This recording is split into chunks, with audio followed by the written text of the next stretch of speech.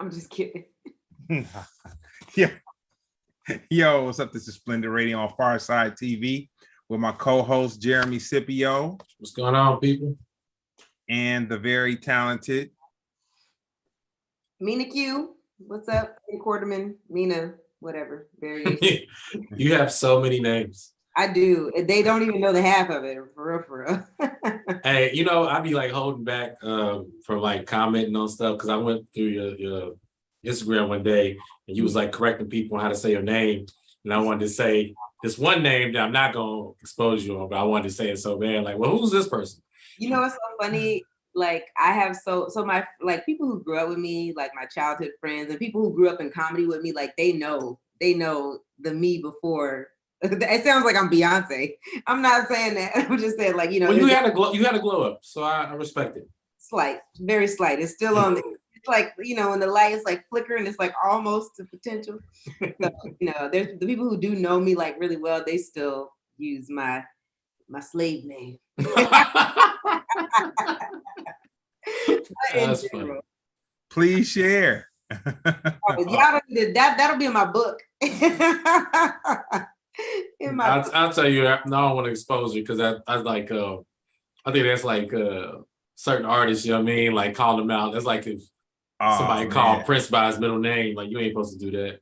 Dude, I did a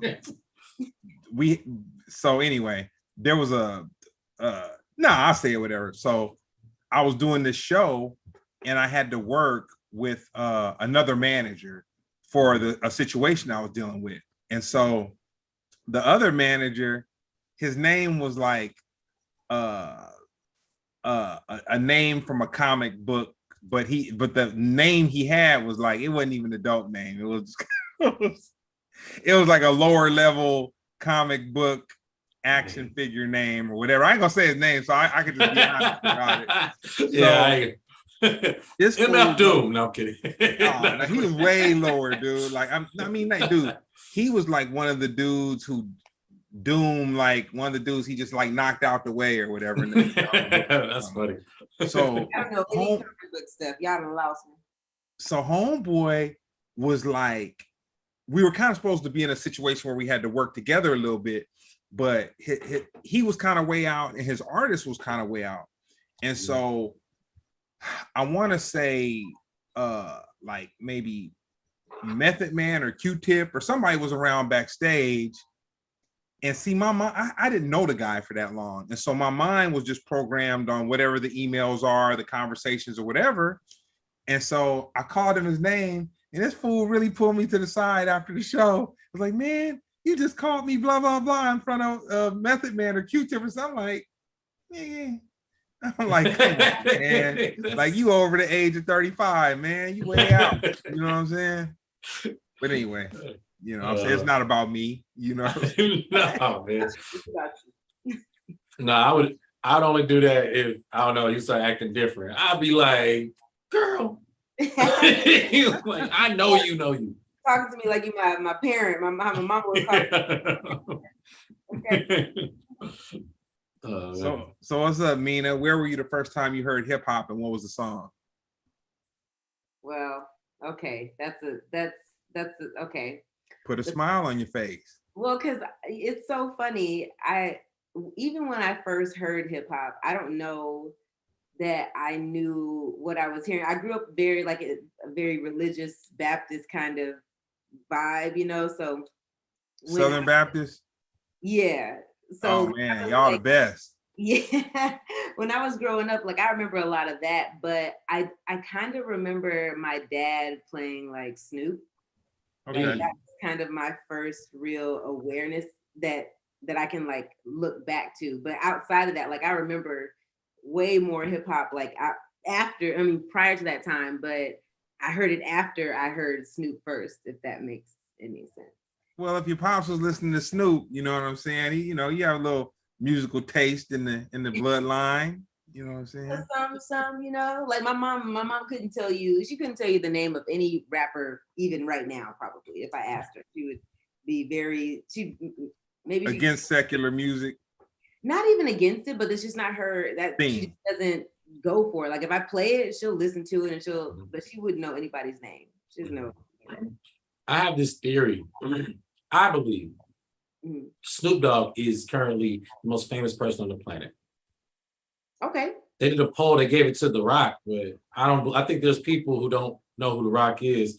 I think it's really hard to believe Snoop was just that big.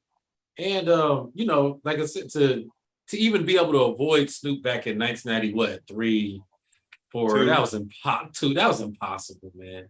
Impossible, man. I mean, even today, I mean, first of all, don't quote me because I could be wrong. I know Snoop works with his wife as well. I don't know if she like manages him somehow or is just a part of his management team, but whoever his agent is, I mean, Snoop is on everything. Like he's probably on an episode of Little House on the Prairie or something because but he's done. I mean, every time I go to any genre or nationality or whatever race is anything, he's got a hand in doing something within that cultural space. So yeah, I'd be hard pressed to think that he's not the most famous person in the world. You know, there's someone, we'll never know who this person is, maybe not in our lifetime, but I'm sure there's a marketing mastermind behind him because he's rebranded himself about 3 or 4 times. Yeah.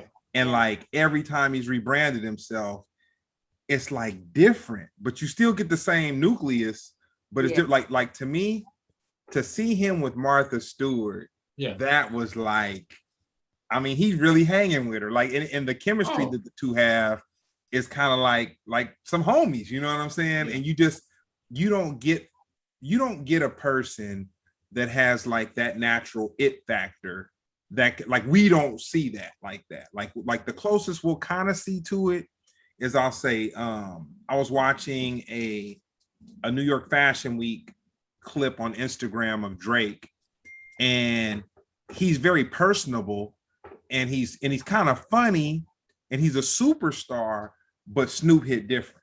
You know what I'm saying? Like almost like he's an act, like he's not an actor, but he's an act, like he can adapt into anything and like control that space. Yeah. I mean, I'm sorry to step on your toes, but I think the thing people forget about actors is like you might do a lot of studying and you might do a lot of learning how to do like specific techniques and things like that, depending on what caliber or what type of actor you want to be. It requires different things, but the best actors are people who are really good at being themselves and just being themselves inside of whatever environment they're in, you know? So I think that's probably to Snoop's credit that he is just able to just be Snoop, you know? Snoop on a boat is the Snoop on the boat, and then you got Snoop in a boardroom, you know what I mean? Like he's gonna be who he is. So it's very easy to, you know, ingest someone who has that self-awareness on that level, you know what I mean, where they can just be themselves and not overthink it. You know, it doesn't become like they're acting, because if you see Snoop in a movie, you know it's gonna be Snoop. Yeah, you know what I mean? You're not booking Snoop to play Othello, you know, you're booking Snoop to be Snoop. Maybe Training Day. Othello, yeah, exactly. you know, but you're not, it's a very different thing. So yeah, he's dialed into himself, which is very, very helpful. Did you think hip hop would be as large as it is, or did you think it would go this far? I don't think I had too many thoughts about what hip hop was or wasn't going to do, to be honest. But I mean, growing up and then finally kind of assimilating into the hip hop culture, I don't think I saw it being where it is now. Because I feel like when you're looking at something for the first time, you just believe that that's the nature of that being. That's what it looks like. You know, there may be slight tweaks, but I feel like, I mean, rap has changed and hip hop has changed so many times that I don't even know what it's going to end up being. You know, when people are saying R&B is dead and things like that, I mean, like, well, what makes something R&B now? What makes something rap now? You know, like how can you quantify something like that? Because, you know, it's always getting pushed to this new thing. So I had no idea it would be this. I don't even know what it is sometimes right now. You know, one of my favorite questions to ask people, I should start doing it on the show. I always like to ask people, I go, what is rap? and they go into this deep, heartfelt explanation they say a bunch of words that don't mean nothing. Like, rap is it's a feeling that you gotta feel it in your soul, and when you spit, but it's not the same as an MC, because an MC is a person who uses their mind, but a rapper, you know what I mean? They just know how to just get words out. But you go like, what's R&B? Like, what is R&B? Oh, rhythm and blues. Yeah. I need some words behind the acronym of rap. Well, it's rhythm and poetry. But my thing is, like, why can't we just zero in on, like, okay, this is this, and you can add to that, but this still is this. But you're right. It's like everything's ever evolving right now. We don't know where it's going to land. You're right. Yeah, I think people, talk to anybody about something that excites them, and you're going to get a very different explanation versus somebody you ask outside of a grocery store. You know what I mean? Like, it's like if you speak to someone's passion, they got all the answers for you. They spent a lot of time trying to dissect why this is this thing. So that makes sense. It's like, it can't be that simple. Because if you asked R&B singer, well, it's more, they could say it's rhythm and blues at the beginning, but they're going to give you the whole rundown. So I think people they really dial into their genre. What is stand-up comedy? It's this art that invokes the internal being, and what it is, but you don't even have to be standing up to do it. You can sit down and do it too. So really, it's whatever your soul tells you that it is. Right, exactly. I'm gonna throw an audible right now, and I got a question for both you guys, because I know you guys are comedians, and I saw a documentary about a week ago, and it was about George Carlin, and I never really saw him though. Like, he was always like in the converse, like he was. If I was to watch like old comedy footage, he would always be mixed in with some of the greats, and he'd always kind of get his acknowledgement or whatever. Right. But I never really knew or saw what he did. And the documentary was like, man, this dude was like, he was the truth. You know what I'm saying? And I don't feel like he really got the flowers that he deserved. Jeremy, who's George Carlin to you? So I don't know why I'm like this, but of course I wasn't. He's from the 70s, he's like from the 70s, like Richard Pryor and all that.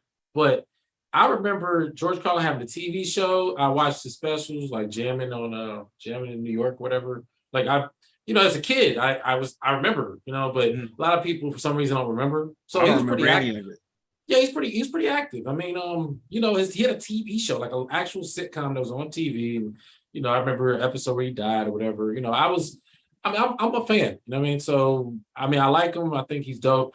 To say he didn't get his flowers, I don't want to counter any on that, but I'll just say that because of course, I think he could have gotten more flowers. But I think he got what he deserved. He was, a great comic, very insightful. He went through different phases where there was a phase where he was really silly. Then there was a phase where he was really serious. A lot of people condemn him for like the serious stuff. But a lot of that logic can be used today. And then they apply it to Dave Chappelle. They were like, I miss when he was silly. Like, you mean when he was like 19, 20, 21, 22, 25, 26, 27. He's 50 years old. He talking like a 50-year-old man should. It's just accurate. I love all of it. You know what I mean? So that's just how I am about, art. And even with the pandemic, George Carlin tapped on that, and he died years ago. So, I think he's prolific in that way. Okay.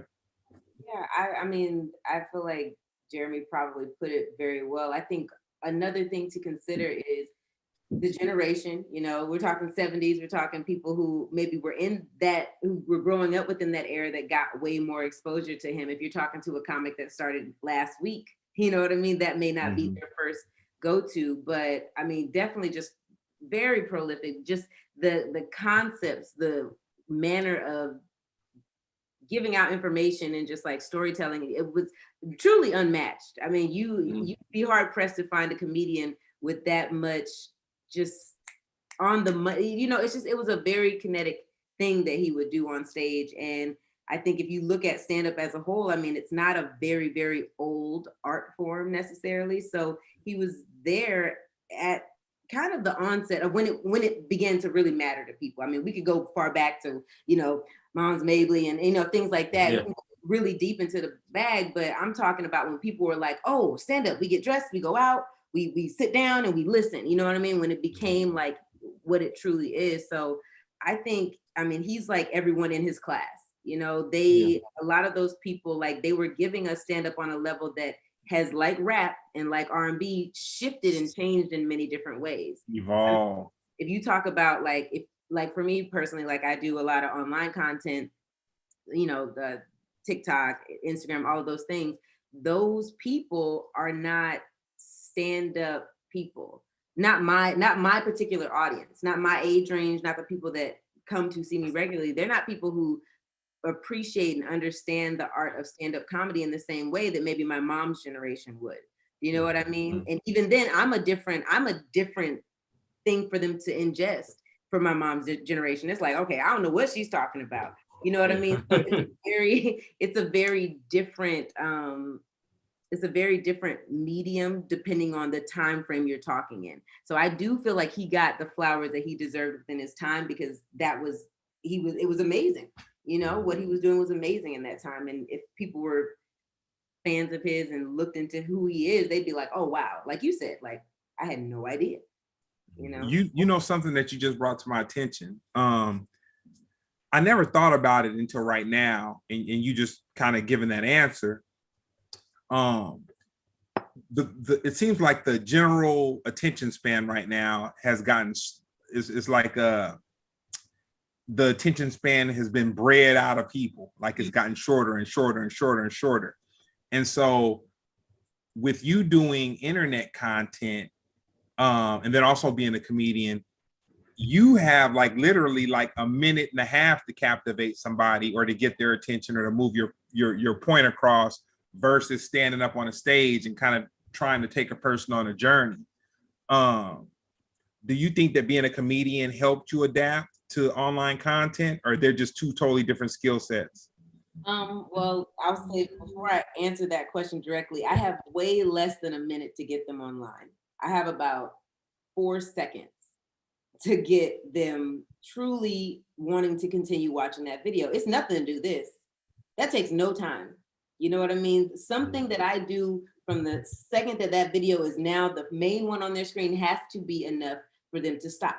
So it's literally seconds online. On stage, I'd argue you probably got maybe 45 seconds, depending on your crowd. It's really about knowing your audience. If you're in an all Black room, they need to know that they're about to get something from you the second you step on the stage. They need to know immediately. And that could change. If you're a storyteller, you're gonna have to switch up how you're doing that in that room, unless you just unless they already just came there for you. You know what I mean? I'm talking about being myself, stepping into rooms where people don't know my name. But to answer what your actual question is, they are very, very different. I don't know that stand-up necessarily has helped me with my online content, other than I do the same thing, which is be me and be entertaining, be funny, be myself, have a good time. That has helped, but what I know and how to give information to people in an audience, it doesn't translate. Like I can't take my joke from stage and just throw it on the internet in that same way. Not if it has setup, you know what I mean? Everything has to move at a very different rate. So I think I had to learn the internet differently.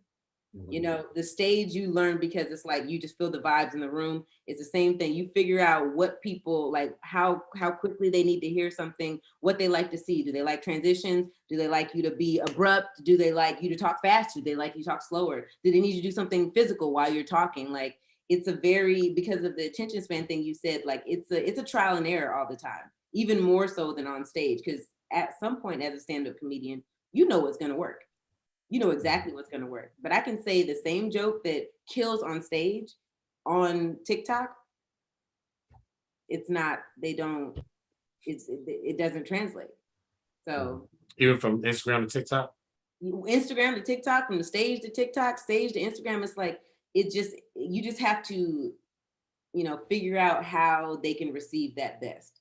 It's like trimming fat or, adding something more physical, maybe that I wouldn't do on stage because they need to see it. They're looking at a video, so they want to see something. They don't necessarily want to just see you standing there. Unless if I'm sitting, then I need to have, my voice needs to be going. My inflection needs to be up. I need to be giving you something. I need to be like very passionate about it. They need to see something if you're static. It needs to be in your tone and your being. But if you're moving around and you're physical, you can do whatever. You can have doing a funeral procession in your video if that's gonna be funny. If you got enough beats to make it funny, so they're very, very different animals. And I still haven't figured out the internet, and I've been doing it for over a decade. I don't know. Wow, really? Yeah, I guess so. Yeah, time was flying. Yeah. Let's see. What's your favorite hip hop movie? My favorite hip hop movie? You mean like that has rappers in it, or do you mean? Go for it. So not hip hop, man. She's so not hip hop. Let's go for it. I grew up in Thousand Oaks, California. Okay, so I spent a lot of my time listening to Britney Spears, etc. Oh wow. My favorite hip hop movie. Explain to me what you mean by that statement, so I can give you the appropriate. I say a lot of late 80s, early 90s. They had like some certain hip hop movies, Wild Style, just like the culture of hip hop more so. But I mean, you can answer any way you want to. Like if you said You Got Served, we would be like, that's incorrect. I mean, it's on you. I mean, it's about you. It's just so the audience gets a sense of who you are. Clueless. No. My favorite hip hop movie. Yeah. God. Oh. I feel like I've never really been stumped on a question in my life. And I'm a little bit at a loss. My favorite God. Hustle and Flow. I mean, yeah, I won an Oscar. It was cool. I wasn't really like into it like that, where I'm like, oh, this is. Guys, I don't like hip hop. Okay, look, I googled hip hop movies. Number one is Straight Outta Compton, which I was in, by the way, for 2 seconds. Okay. 2 seconds. I like Straight Outta Compton. Okay, give me other options. Let me. There's a movie out right now on Netflix called Dope. Dope is dope. Yeah, I'm not sure. Roxanne. That was Roxanne. I loved Roxanne. I loved it. So currently, that's your favorite. Yeah. I don't know how love works for you, but you have the worst hip hop movie ever made, All Eyes on Me. Okay, well, that wasn't my favorite for sure. Yeah. Oh man. Man. Homeboy that played Anthony Mackie played, didn't he? No, that was in Notorious. That was Notorious. Oh, okay, Notorious. Anthony Mackie, I can't. He's one of my least favorite actors of all time. Anthony Mackie. I love Anthony Mackie. He's an Avenger. Chill out, man. I love him personally. I guess. You love his acting personally. Okay. I'm not saying he's a bad actor. I don't think he's a bad actor. He's an Avenger. That doesn't qualify you as a good actor. What do you call it? She was a good actor. No. Sorry. But anyway, so yeah, it's okay. Here we got Roxanne. I'm just gonna name a few more, and you can. Let me have them. Give it to me. Okay, so you got 8 Mile. That's probably one of the most highest grossing hip hop movies. Rabbit. So yeah, B Rabbit. Let's see what else we got. We got you're not gonna know that. You're not gonna know that. Believe it or not, Dave Chappelle's Block Party is a hip hop movie. Okay, that was. I see that. I don't know that I would quantify that as my favorite hip hop movie, but I respect that it is a hip hop movie. Notorious, Get Rich or Die Trying. Beats. What you call was in Beats? Beats Rhymes and Life? No, just Beats. With Anthony. What's his name? I can't think of his name right now. Mackie? No, I would never even promote that dude. Oh my gosh, you hate him so much. Just his movies, just him as an actor, not a person. Dang, Beats got Megan. Good. Megan. What's her last name? Sosa. She was on the show. Megan. Oh, Megan. Yeah. Cool. She was in there. From Atlanta, Megan. Susan. Okay, yep. So can I just say, for the sake of this conversation, we're just gonna go with Roxanne for the win. And here's the thing. Oh, Malibu's most wanted. That's a hip hop movie. I'm going to respectfully decline for the culture. Okay. Like, we've had Jamie Kennedy on the show. I mean, it was an entertaining movie, but I would never sit up here and be like, my favorite hip hop movie of all time was like. Good girl. Here's the thing: if you were asking me like, what was my favorite like musical, related movie, I would be like, Five Heartbeats. So you just caught. That's not my. I watch those movies, but I don't live. They're not your thing. I got one you're gonna like. Okay. Judging by your background. Okay. And it's hip hop. Okay. Step Up. That's not really my cup of tea either. I don't know white people stepping on nothing. All right. They can miss me with that. They can miss me with this. All right. Okay, I'm done. All right. Hey, it was. So when you're in high school, about to graduate, what did you think your path was gonna be?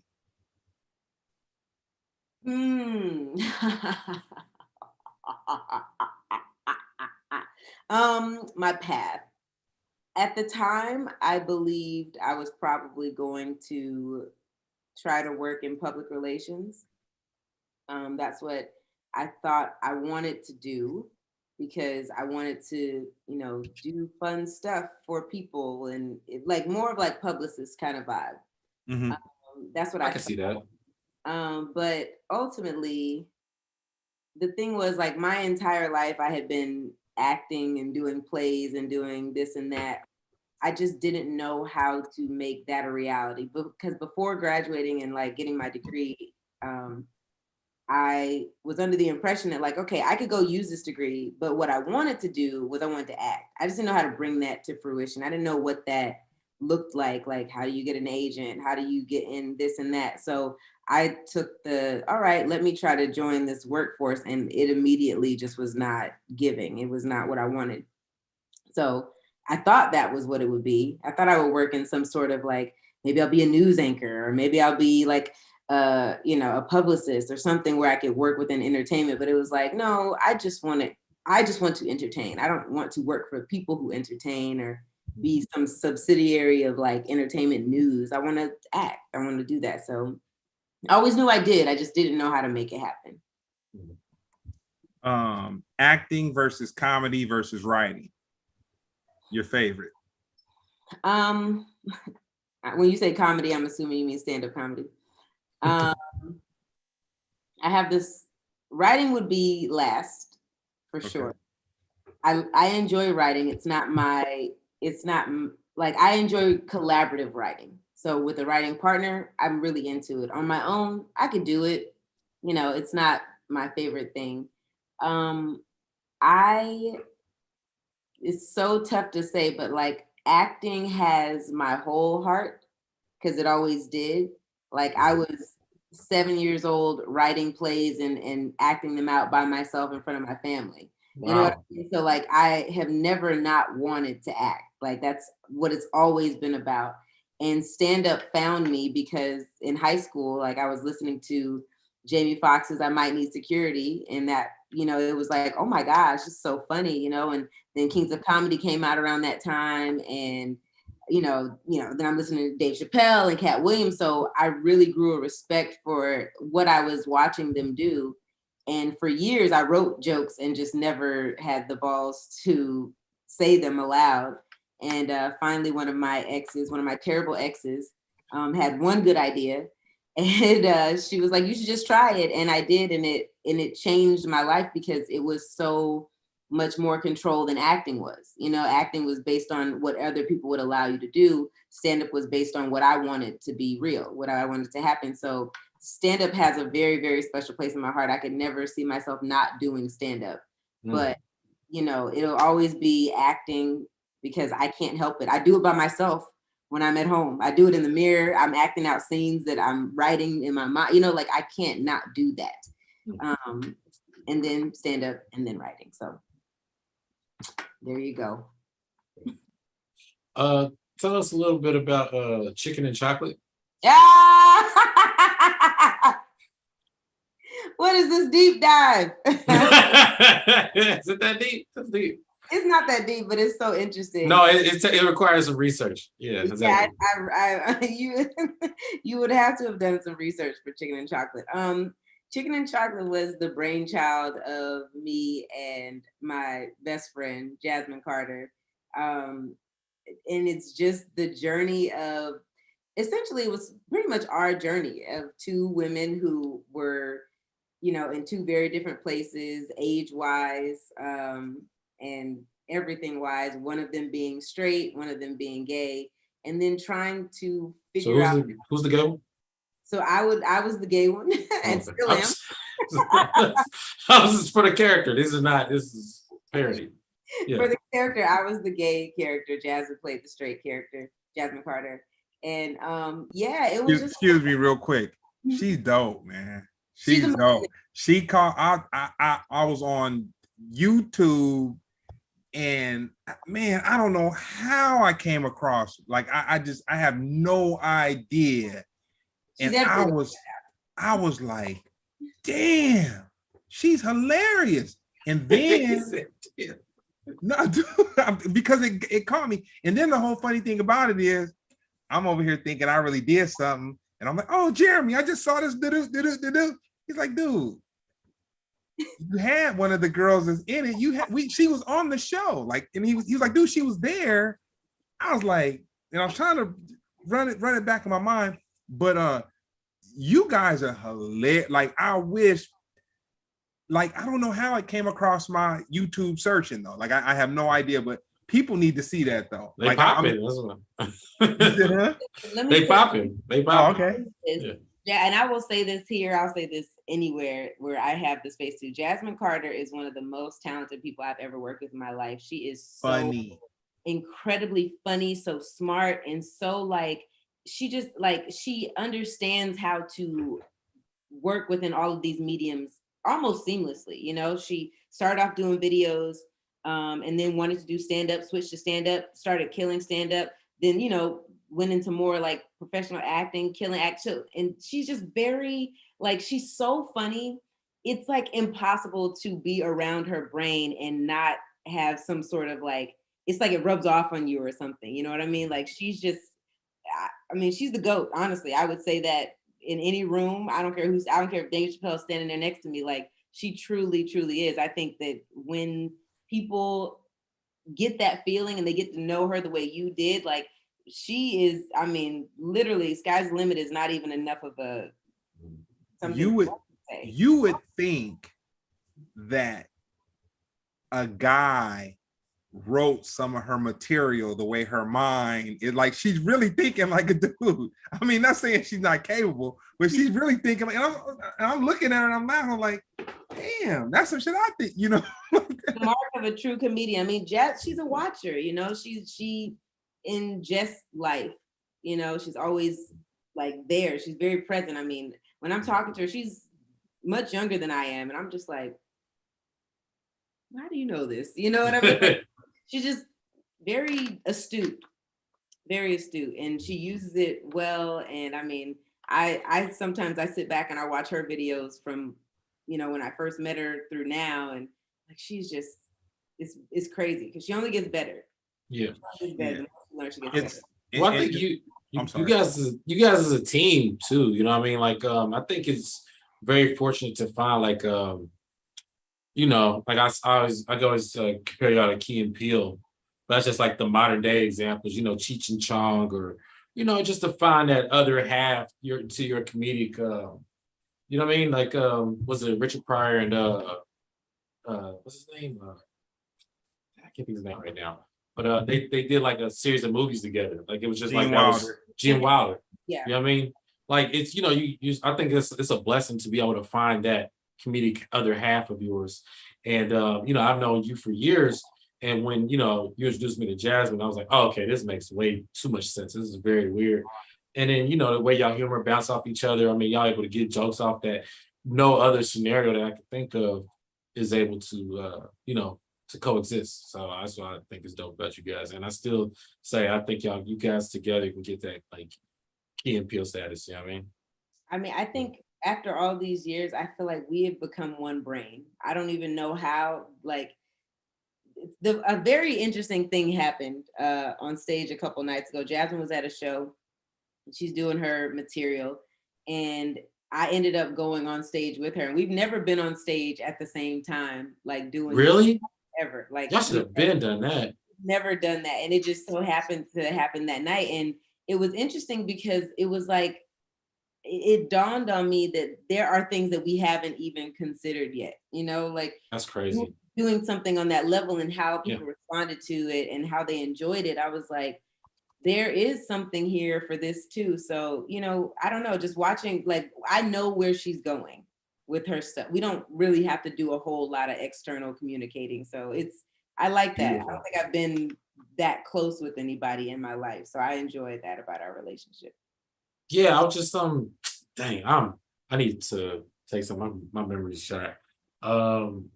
There's twins that are popping right now. Like and white guys? Oh, no, the black guys, but the white guys, I know those Sklar brothers. And then you got I know you're talking about the twins. I just can't think of their names. Yeah, I was at this writing. They working on a movie, and I went to their they were just they had like a little writers meeting, whatever. I went to or whatever. But yo, like those guys together, like their punchlines, like they just hit, you know. I think y'all should have been explored that. I think that's you see if y'all I think you should just run with it, especially because it puts you. It's an easy way to separate yourself from all the other like up and coming stand-up shit. I mean, so yeah, I think that's great. I mean, you know how like you can be too close to something, so you can't really see what it is. Like for us, that's just us in our daily life. That's us going out, hanging out. Like we do it so regularly that we can see its intrinsic value, you know, to other people and stuff like that. So now we're like, oh man, like how do we miss this? You know, maybe we need to figure this out. So. And I hate to sound like the rest of uncultured Hollywood, but it's a good time for Black women, as you see at the Emmys. You know, like, you know, but I don't want to sound like, you know, those types. Those types is like, you know, your skin complexion is perfect for this ad. I think this is, like, what do you mean by that? But seriously though, I've always felt together with you guys. You know, I think like it wouldn't. Some people wouldn't surprise if like just popped up with a TV show tomorrow, like you're doing sketches, or even if it was a sitcom, you'd be like, okay, this makes way too much sense. So yeah, well, thank you. I appreciate that. I accept that on both of our behalf. I'll make sure to let her know. Yeah, that's she's special. I'm glad that you enjoyed what you saw. Oh yeah, I watch 2 different comedians online that I'm like, I'm gonna follow them like almost daily. Some of Jasmine stuff and Country Wayne.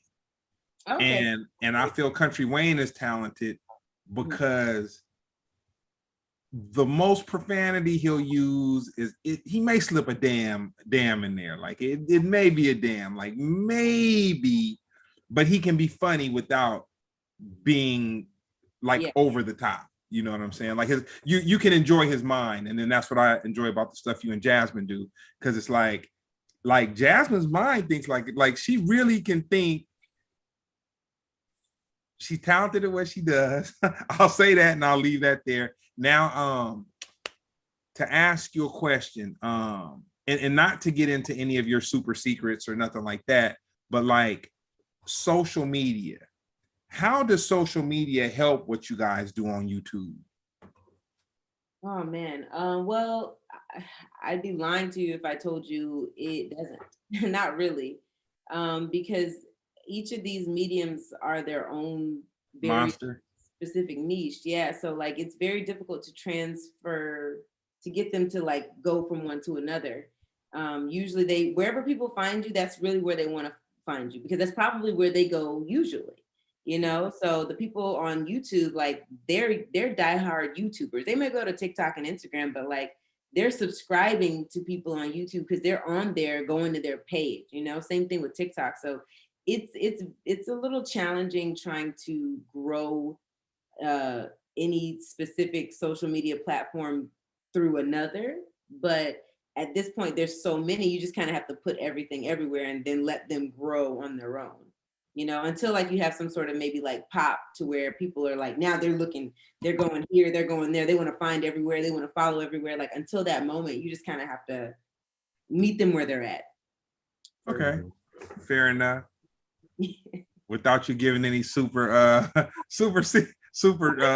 I mean, there's not really a lot of secrets to the YouTube game. I mean, the funny thing is, as long as I've been in it, all I know is like, I know you'll make the most money off of Facebook. Yeah, I've heard that too. Yeah, then YouTube, then Instagram, and then TikTok. You know, like it's like the way it kind of goes. But you need a very substantial amount of followers for the type of money that we're talking, where people aren't working. You know what I mean? Like, and not just the followers, but your viewership needs to be at a certain thing. If you're getting 1 million views per video, that's money in the bank, you know. But if you are getting maybe 3,000 views per video, it may not be, you know, because you're thinking about how much is getting taken out of that, all that kind of stuff. So it's it's complicated. I honestly, I don't even know that I understand it very well. Like I just recently got access to subscriptions on my Instagram, and I have no idea what to do with it. That is my truth. I really don't know. I mean, I've set like a very low price, because to me, you know, I don't know what I'm doing yet. I'm not going to expect for you to pay some astronomical price when I don't know what to do. But something that I learned through having my Patreon was people were not going to my Patreon to watch the content that I was putting on Patreon. They weren't. I was looking at the numbers. They weren't doing that. They were watching it on wherever they usually watch my stuff, but they were just paying monthly on Patreon. You know what I mean? Just support. In a sense that it just became like they just wanted to support, you know? So, and so I tried the same kind of thing with the subscription, and I just asked my people who were subscribing, like, okay, so what is it that you want? What do you want to see from me? What is it that you feel like you would be happy to pay this amount for a subscription? And they didn't want anything. You know what I mean? Like, I could very well continue to give them the same type of stories that I was giving them. They weren't asking for something very different. But I do, you know, because I feel like if you're going to pay me, I'm going to give you a little bit more of me than what I'm giving to other people, which even if that's like pictures that I don't really post, I hate pictures. So I rarely post pictures. You know, maybe me out at a party, or me telling you things that I don't really tell everybody on Instagram, like stuff I would probably talk to my friends about. Like I try to keep it a lot more personal than what I do on my regular page, which may come off personal, but you know, it's spinning the record back real quick. Explain what Patreon is for those that don't know. So Patreon is a service, basically. It's like it's a site where you can kind of create like a platform for yourself. So on my Patreon, it's like a landing site where I can post videos, I can post pictures, I can post the link to selling my merchandise. And basically, like, people will come there, they'll watch your content there, and you make money from them deciding to subscribe. You set whatever amount that you want them to subscribe at. So I think mine is like, it's like $2, $5, $7, $20. You know what I mean? Like, there's tiers. And with each tier, you get something different, you know? But the way I have my tier set up, it's like all the tiers are the same. Just how much do you want to pay? It's simple, you know what I mean? Because I'm still figuring a lot of things out. But what's your Patreon? It's Mina Q, MINAQ. It should be Mina. But the beauty of what Patreon is so you're uploading your videos from YouTube to Patreon, and they're watching them on Patreon. But because they're watching your video from a YouTube link, you're still getting that view and getting paid through YouTube as well as the subscription that you have coming through Patreon. Does that make sense? So it's like kind of double the income. Like if they watch the video from your Patreon, you're getting the view to your YouTube. Okay, I get it. They're already subscribed, so you're getting their subscriber fee plus your view to YouTube. So it's way more beneficial when people are actually going through, you know what I mean? When they're like watching the videos and stuff like that. But it's just another option for people to be able to, you know, subscribe to you. Honestly, though, the real move to me is creating your own space, like a Kev on Stage kind of thing, where you have your own app, or like Big Jaw, like where you aggregate them to your site. You know, you're not paying all these third party people to get a little piece of your stuff. Like for me personally, that's the next thing of like, okay, well, YouTube isn't going to let you post this. They're not going to let you do that. There's, all these rules, and then, you're only getting a percentage and your ads, and they're only going to show so much because they want these other creators to have more views. It's a whole business thing, but the goal is, how do I get them to come to where I want them to be, and paying me monthly? That's it. Mm-hmm. So that's the goal with online. I feel like if you're trying to make something shake, you want to build it. You want to build it for yourself. Do you think it's possible to do that like from scratch? Like say you have a new app or whatever that you made, and you're like, it's me on here, and it just push it every day. Do you think that can grow, or you think you need something like a YouTube and an Instagram and all that stuff, and then migrate those people over? Well, for me personally, migration has always been a very challenging thing, like from platform to platform.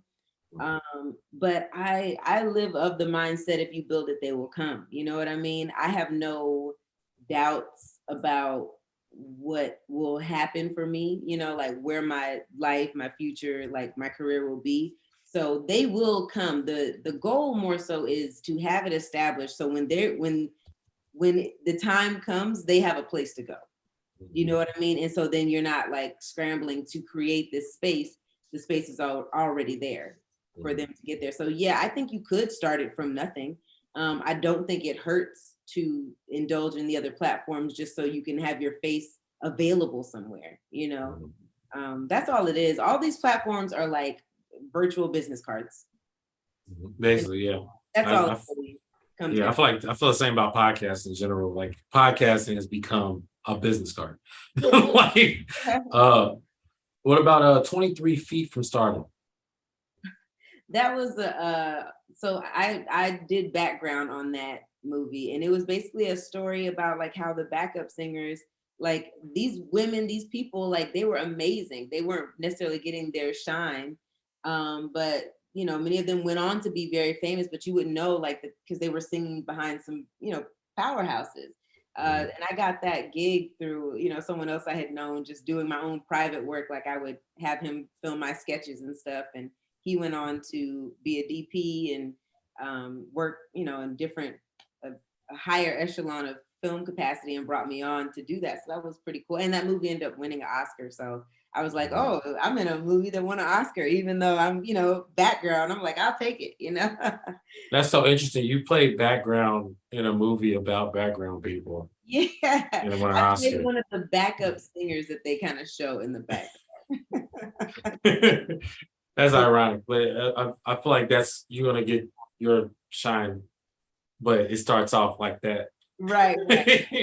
We all pay our dues. I still do things that are, I don't necessarily do background work, but I still do stuff where I'm like, I know I'm chugging up my little mountain, I got to do this, I got to do that. And it's all fun. It's all good because you learn so much on the journey. It's about the journey, not the destination. The destination will always change. Dope. It was I was watching another podcast, and Patti LaBelle was speaking about Luther Vandross, and she said that he used to she snitched on him. I ain't like that. Man. She was out here snitching. She ratted on him, but go ahead. Oh, personal life? Huh? About his personal life? Yeah. She did. I didn't even pay attention to all that. Okay. I just saw the part where she was like, oh, he used to sell clothes, and he made clothes or sold clothes, and he literally like was that dude that like did whatever he had to do to like get in that space, and then he just ended up being like very talented. If you talk to anybody who is in like the industry, they'll tell you it has zero to do with your talent and everything to do with who you know.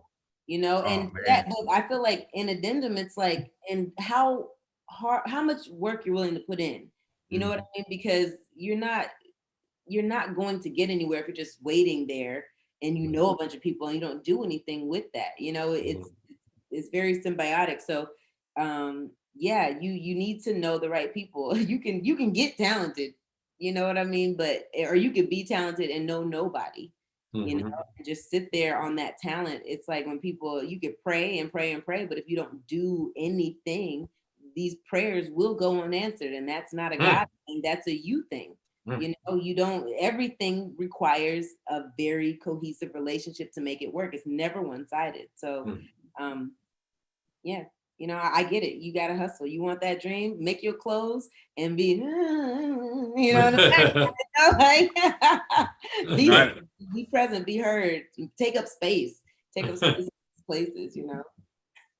I had an interesting conversation with my goddaughter's father, and he works in the music industry. And I had brought him an artist, and I was like, and the artist was like, they had personality, but they hadn't really been developed, and but they had like a little bit of an it factor. So I brought this guy to him, and so after he saw the artist, you know, I kind of came in and kind of like critiqued everything I knew about the artist that wasn't the strong point. But my conversation was, okay, these are all the things that aren't strong about the artist. You know, how would a label react to this or whatever? And he was like, man, let me tell you something. A label will fix that. You know what I'm saying? If they got enough, he said, if they have enough of the it, he's like, man, dancing, the label got that. They'll just throw a choreographer on them. Vocal jumping all over they throw a vocal coach on. You know what I'm saying? And all these things. And I was like, and I didn't understand that. I mean, but when you think about it, we've seen manufactured pop stars before. You know what I'm saying? But we don't think about it that way. And then we might joke about them. But the reality is, whoever we joke about, that's like a pop star, and we're thinking like, oh, they're not all that. They were probably 10 times worse when they first stepped into the situation. And it was kind of like the money behind the label that got them to that point. So no, I heard Jay-Z make that same point years ago. He said, like, you know, when they talk about what they're looking for, they actually try to clown somebody. And he was like, pretty much same thing you said. He was like, man, we can work on, if there's something missing, we can work on that. But it's just about them having that, like you said, that it factor that, you know, but yeah, exactly what he said. I mean, confidence is key. That's it. If you have it like dialed into your soul, that's what really is the it factor for a lot of people, is the fact that they're comfortable in their skin. You can't produce that. You know what I mean? So that's something that you could dance it up, you could vocal coach it up, but like if you don't operate within your skin very, very well like that, when you do, people are like, yeah. You know what I mean? It's like you don't see that very often. We're all very insecure, uncertain people. You know what I mean? How often do you meet somebody who's just like, yeah, no, that's what it is. You like, you don't know how to feel. You're like, damn, you know? Like, so, now you've actually did it to me before. Because I've seen you in multiple stages of your life. But I remember you kind of said some real shit one time. I was just like, okay, all right, girl. I was like, okay, all right, I'm leave you alone. Somebody in their bag today. I have my moment. I told somebody today, I have a lot of unfounded opinions, you know, some of them unfounded, but they're strong, and we just throw them at the wall. We see what sticks. No, definitely. What's the best advice anybody's ever given you? This is you know what? You know how you find, so I'm going to say this from where I stand in this physical space right now, you know, because everything changes, everything moves. And I will tell you, because it's actually my screensaver right now on my phone. And you know how you're talking to somebody and you don't really feel like anything profound is going to come out of it necessarily. Not that they're not smarter, but it's just like, you know, you're just having a general conversation.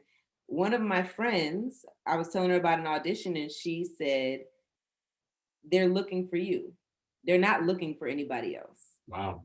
And I think that is something to really like keep in mind, especially like it's very uncomfortable trying to audition and trying to, do I be this? And it's like, no, they're really looking for you. It's not, and I feel like maybe she didn't even know what she was saying, but it's like, they're looking for you to be the person that you are, so they build around what you give them, you know? And it's changed the way I audition. It's changed the way I think about any situation where I'm going into it and I'm like, I want them to want me. It's like, no, they're already looking for me. They're not looking for anyone else. Don't have to be anybody. Don't have to try and do anything. Just be you, because that's what makes people comfortable. That's why people rock with me the way they do now.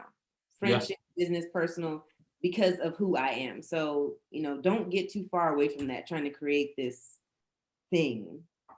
And I think that's probably the best advice I think I've ever gotten, because right now it's been so, helpful to me. Mm-hmm. What's your thoughts on cancel culture? Has the cultural climate affected what you do? Oh, she don't care. She don't care about getting canceled because she wild. Have you got canceled before? I'm saying she don't care. She wild. I haven't gotten canceled, but I was I've looked at some of my videos and been like questioning if I should take these down. And my thoughts on it are, I think everybody kind of remembers I don't remember what special it was from Chappelle, but he was like, they're going to get us all. Do you know what I mean? Like, stand up is no longer the medium that, you can just kind of be as reckless as you want to be. And people understand that this is an art form and this is what we're doing. Yep. You know what I mean? Not taking it in as like, I'm doing this to entertain you. Yeah, some of this may be based in truth, but it's also based in what you're thinking. That's why we got here. So my feelings on cancel culture are, I think it's ridiculous, because you could find any reason, you can find any reason to get rid of these people. And I think the people who sometimes get it the worst are people who maybe don't deserve it. And then some people do deserve to, like, we need to air this thing out. You know what I mean? Like, let people stand in the light with what they've been doing. But I feel like the way people have gone about it is now like this machine gun that's out of control. I mean, like, you can't attack everything and everybody. You'll have nothing left. You know what I mean? Like, things that are worthy of the cause, yes. But I mean, we get nitpicky into like, well, you said this word, like them having Beyonce take that one word out of her song was crazy. They should have left it in. Yeah, I mean, in my mind, it's like growing up, like that word was used because, that's what we said when you were just being wild. You're being whatever, it was never a derogatory. What was the word? Well, no, if you say it, I'm canceling you. Oh, no, we don't talk like that on the show. What does it start with? What does it start with? It starts with an S. And it's basically like spaz if you want to spaz if you want to spaz if you want to spaz. Y'all remember that song? That's all right. Anyway. I remember. Wild out, you know what I mean? Like, yeah, get crazy or whatever. And so, it just, for Beyonce, she's Beyonce. They were reaching. It take a lot more than that word to take Beyonce down. But I'm just saying, like, you want to stand on every single principle, make it meaningful. Like, when you do, like, yes, we should be able to take down these people who deserve it. But when we get into this, like, well, she said that, you know what I mean? It's like, it's Beyonce. You think Beyonce is out here, because I was talking about those people. Like, no, why? That doesn't even make any sense. Like, still insert logic into what you're doing. It's like, I think it's very wild, but I don't know if I'll ever get canceled. I know I say some pretty reckless things on and off stage. So I try to be mindful of it when I make certain videos now, more so than I did before, just because I am doing more acting and because I'm trying to get booked. So like, if I have very strong opinions about a film or an actor or something, anything, I keep that very much to myself. But yeah, Anthony Mackie, you hear that? He's an Avenger, man. So that's why I'm not getting any work right now. No, I did I did this thing for ABC. I forgot what it was, but I didn't even know it was because you know how you shoot things on one lot, but it's like I shot it on Sony, but it was an ABC project, and I got hit up by they have a whole department. It's not even like, it's like HR, but social media specifically, right? I ain't popping on no platforms. You know what I'm saying? So when they reached out to me, I was like, this is weird. They went through my Twitter and they were like, yeah, can you, they said, yeah, we're just checking some of the things you said on Twitter. they said, if I forgot the stuff, but I was reading, I was laughing so hard. And she's like, the lady's explaining to me what she wants me to delete. And for the most part, this stuff is harm. And this stuff I would say today, I'm not gonna lie. Like, and then it got to the point where it was so many. She goes, can you just, she said, because it's a way you could word search the things you say on Twitter, like just your words, right? So she said, just put the word white in and delete every tweet associated with that. Because I was saying stuff like, man, do white people shit white like birds? I'm weak. If so, because one time I parked under this tree and I thought it was a racial attack. No. I'm fucking. Was a hate crime. I thought it was a hate crime. That's what I said. I know comedians now who like no one has told them that, but after certain comedians have been ostracized for whatever their tweets were. We all know who these comedians are.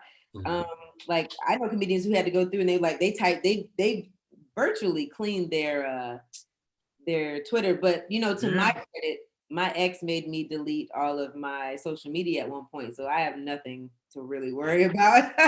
So I think I've been pretty squeaky clean, but I have to look back and make sure I didn't wild one day and say something crazy myself.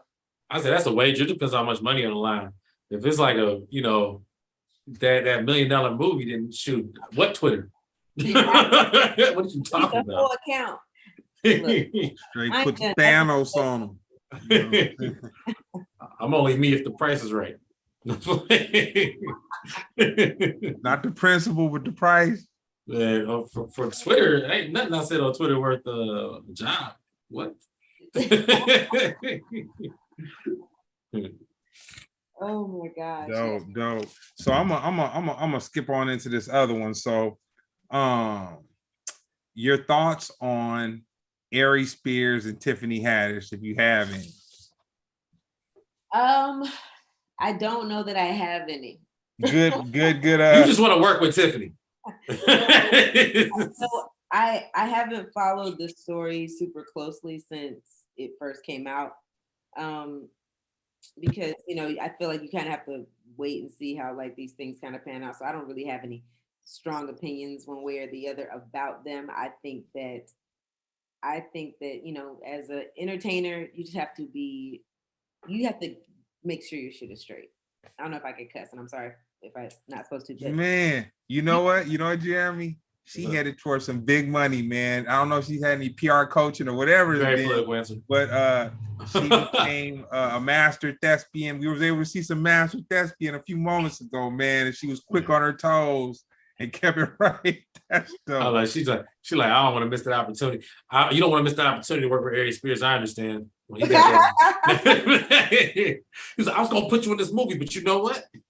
Oh man. No, I think I said this last week, but look, every joke has a pivot point. You know what I'm saying? A lot of people misunderstand where the pivot point of jokes are. Even comedians, you know what I'm saying? Most times it's audience members where you have to explain to them.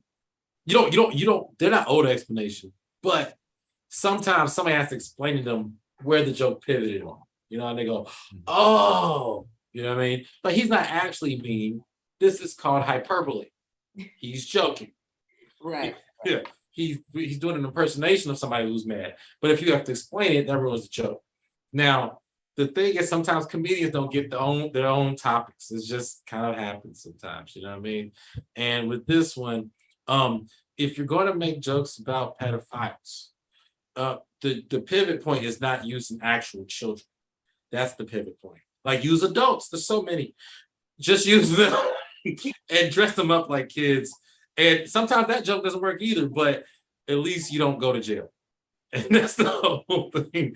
Or people don't come back years later and try to get you.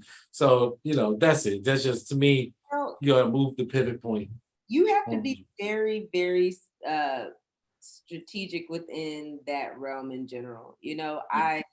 I mean, whatever, you guys weren't asking, but I am someone who, I was molested when I was a child. So doing material about that on stage is a very nuanced, like I have to be very intentional with when I say what and how. Because even though I'm the victim, there's still there's like a, you're seeing child Mina being like sexually assaulted. That's a lot, so you have to understand how to share that information and make people laugh at it, which sounds really crazy, but it can be done. And I'm not giving any credence to what they did. All I'm saying is like there are a million different ways to get your point across. Be creative. I think that what they were trying to say was that they were trying to tell people to be mindful of like whoever watches your kids, like that was the message. And just, it's like you just have to really be too graphic with the way it was played, too graphic with the way that the idea was actually brought to the people. Yeah, you just gotta be, be smart, be as smart as you can within this industry, especially when you're dealing with children. You have to be very careful with that, no matter what. So I'm about to throw you the biggest curveball of the evening. This is the one. If you were able to have a dream versus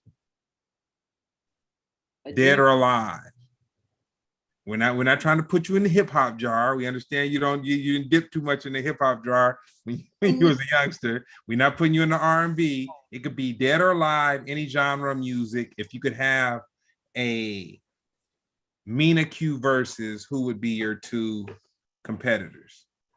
I get two to go against each other. Oh man, because I thought you were saying I would get to go against somebody, and I had a whole different thing going on. Oh wow. Okay, because it was not good. It was nothing. It had nothing to do with music. It was purely me being. Dang. I want to hear it. Ready to dominate somebody. When you were saying verses, I was like, yeah, I'd love to date Chris Brown or something like that. Me going head to head with Chris Brown. Like I'm thinking I'm wilding. Don't listen to me. All right, my verses, my ideal verses. Gosh, okay.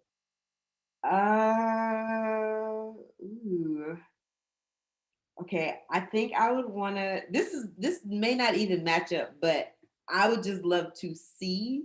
It would be Whitney and Anita Baker. I would just like to see what that would be. Wow. Those are two. They're not even in the same, but it's just like I would love to watch that. No, great artist though. I mean, like great. That's a good one. And who you got? Who do I have? Yeah. Oh.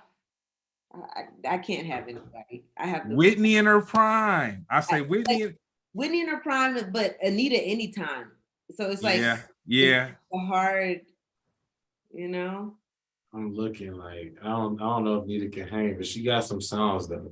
She has so she has some really great, like she even has some great albums.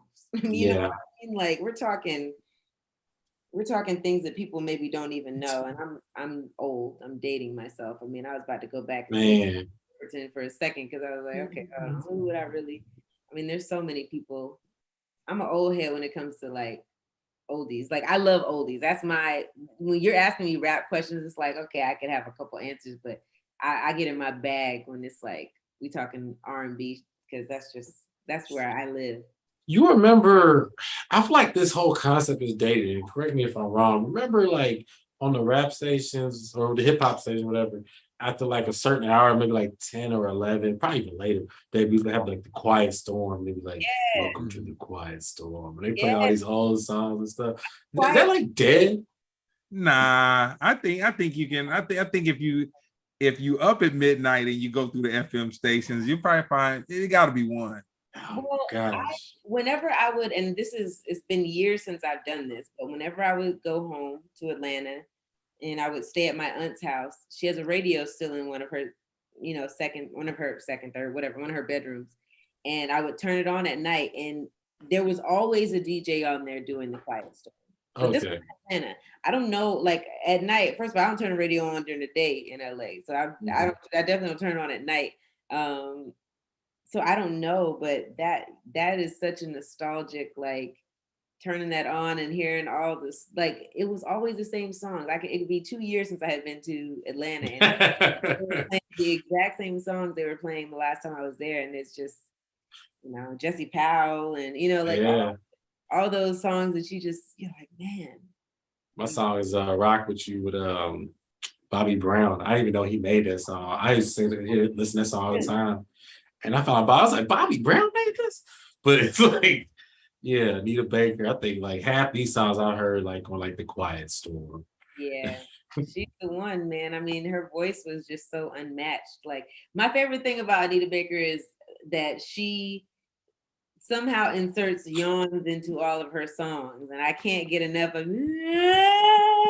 like I can't get enough of like somebody give Anita a Red Bull. She ain't gonna make it. You wow. Like, but I love that. That was her character thing, like she wasn't yawning, but it was such a no, that's funny. That's hilarious. I love that. That's what I'm listening for when I'm in her song. I'm waiting for her to have her little narcoleptic moment where it's exciting. We live so strong. That's hilarious. Like, oh, she had a good one, didn't she? All right, I got one for you. Okay, so if you had a biopic, what would be the name of it, and who would play it? Took a long drink of water for that one. Okay. If I had a biopic. And then no matter who you say, I'm gonna correct you. So go ahead.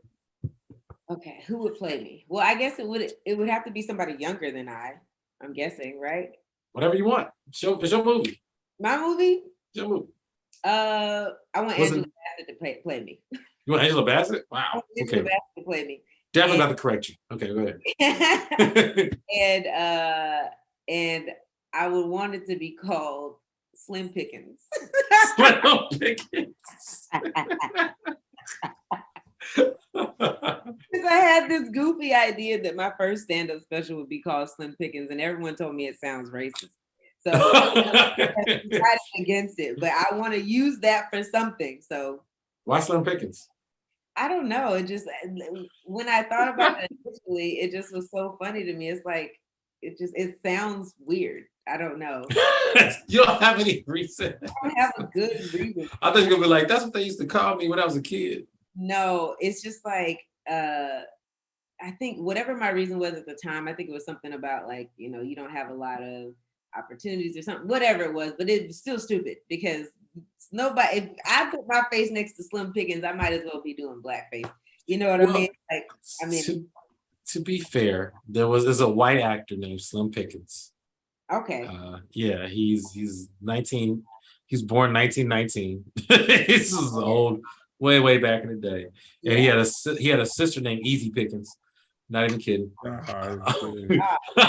Not even kidding. But Slim Pickens means very few things to come from it. Yes, that's what I felt like my life was at the point where I came up with that name. Oh. So it's not really the way you want to start off a comedy special. But I just thought it was funny. But yeah, so who do you think should play me? I say Angela Bassett because I like watching her and I like doing impressions of her. What's your phenomenal actress. I'm sure she would do well as you because it's Angela Bassett. You just picked one of the best actors ever. So okay. But if I wanted to give this actor a challenge, I would go with Erica Alexander. Do you know who that is? First of all, that would be an honor. Because I mean, I've met her. Maxine Shaw. I met her twice, or at least once. I don't know, but like, I think she is so amazing. I love her, like in person, like who she just really is as a woman. I adore her. I adore what she stands for. I adore her work, her approach to her work. That would probably be.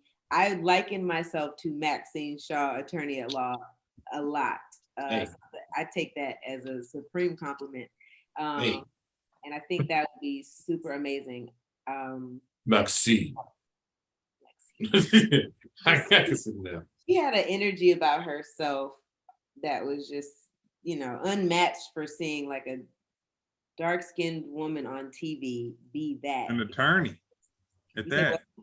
I said an attorney at that. Yeah, I mean, it was just like seeing that. It was very much like, man, look at all the spaces we could actually occupy on TV. Knowing that even as a child, like seeing her, I'm like, that's crazy. And then now get this. Now let me tell you something, how life is so crazy and comes like in a very full circle kind of way.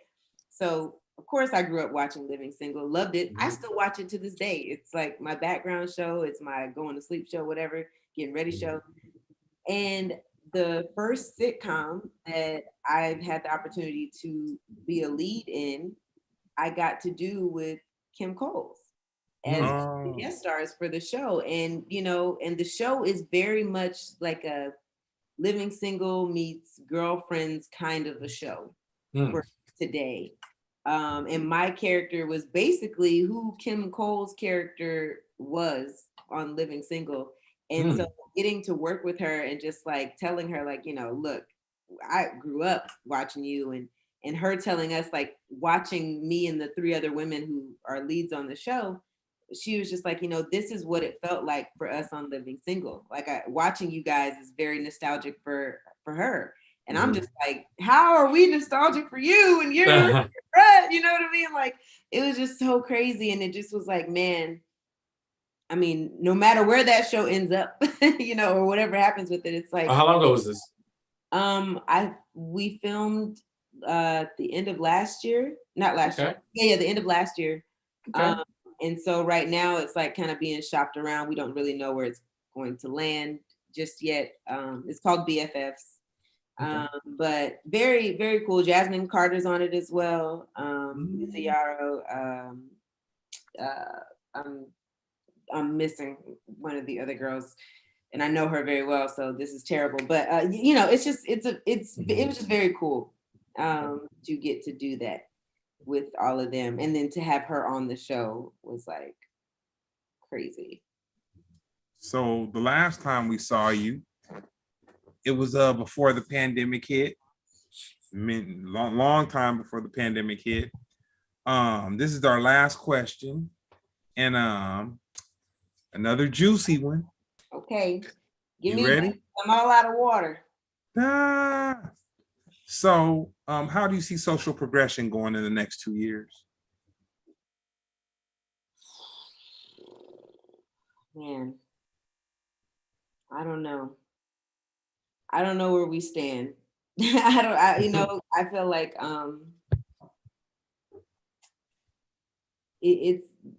I feel like we've become a ship with no captain and no whatever that thing is. GPS, no steering wheel. We don't have any of those things. I feel like we are just kind of like we're afloat, and that's what we got going for us. We're still waiting.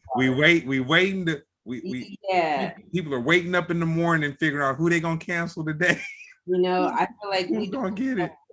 We don't know what it looks like. The world is literally changing so it's like so rapidly and so slowly at the same time. It's I don't know, I don't know. I can't even say that I'm excited to see. I'm nervous. I'm nervous, and I'm also curious what the next this or that will be. So I don't know.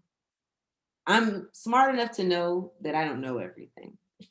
Well, I'm looking forward to you bringing us some joy, though. Whatever it is, I think that you and Jeremy are gonna soothe the wounds with some laughter. You know what I'm saying? Oh, I'm gonna do my best. I'm going to do my best. Yeah, no, that's my girl, man. Good luck charm for me too. So I always like seeing you do your thing and progress and stuff. Came a long way. Listen, Jeremy knew me when I was trying to get it out the mud for real. Like he's been a fixture in my life for basically my entire comedy career. I feel like I met you the same week I started doing stand-up. So. Oh, really? Wow. Because we met at Flappers, correct? Yep. Yeah. And that was when I decided I was going to take stand-up seriously. I got a job at Flappers to like be around comedy so I could, learn better and stuff like that. And so I met him like, week one basically. And wow. Here gosh, I'm 10, 11 years later. Don't lie. Come on. Shh. Don't tell everybody. Don't tell everybody.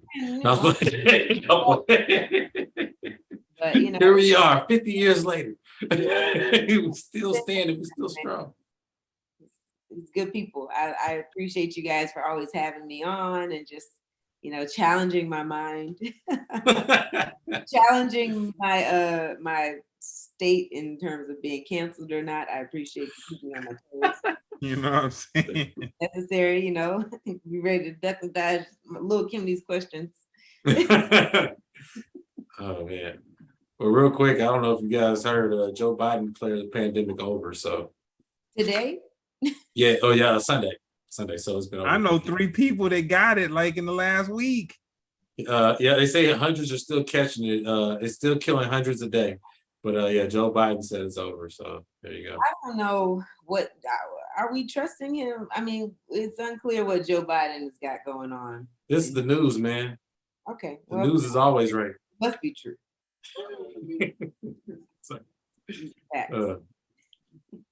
I'm glad to know I can go outside without my mask on. That's what we're supposed to take from that. Oh, he said it with a mask on. I want him and his wife to go inside and sit down and just sit down. Just stop. Control, Alt, delete. I'm about through. How many more years he got? When do we elect him? That's a great question. I want the R word. You know what I'm saying? You want the That's R what word? I want. Revolt? That's Diddy's network. No. I want something better than that. I want that R word, man. No, I feel you. I'm not gonna do that. Yeah. Yeah, I know the word. I'm messing with you. I know.